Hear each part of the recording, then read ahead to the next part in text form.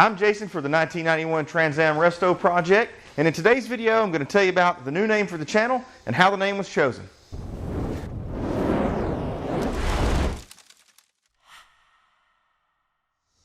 The name of this channel has several different origins. I'm going to start off and just kind of take them down in order. Probably the single most important influencer on the name of this channel. My grandmother on my mother's side had always taught me as a child that it was just a long-standing tradition in our family that we named our vehicles, and we always named them after women.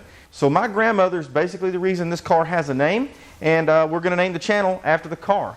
Well, I've chosen to name this car Sally, and the name of the channel is going to be Saving Sally. So in case you're wondering how in the world I came to the name Sally, in the previous video we talk about one of the reasons for choosing this car, and probably no single production was a bigger influence on the Trans Am culture than Smokey and the Bandit. When you watch Smokey and the Bandit, the name of Burt Reynolds' character is only said one time in the movie, and I honestly can't even remember what it was.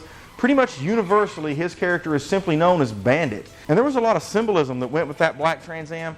Burt wore a lot of darker clothes, a hat that looked like it might have been black, and you know, the black Trans Am was referenced over and over again in the movie. And as was typical for movies of that era, there's always a love interest for the main character. And so even though the car in my mind was the main character, Burt Reynolds did have a love interest, and she was played by Sally Field. And there was a lot of symbolism that went with Sally's character as well.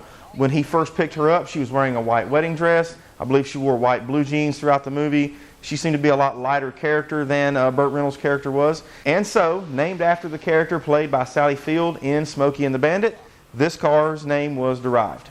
And so basically I've run in a great big circle just to say that my grandmother brought me up to believe that you should love your car and respect it. You should name your car after a woman and treat her right. And then of course Smokey and the Bandit went on to make the Trans Am the envy of almost every teenager in America, men and women alike.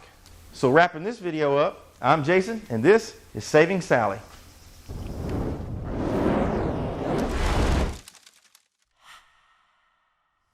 Alright, that's a wrap.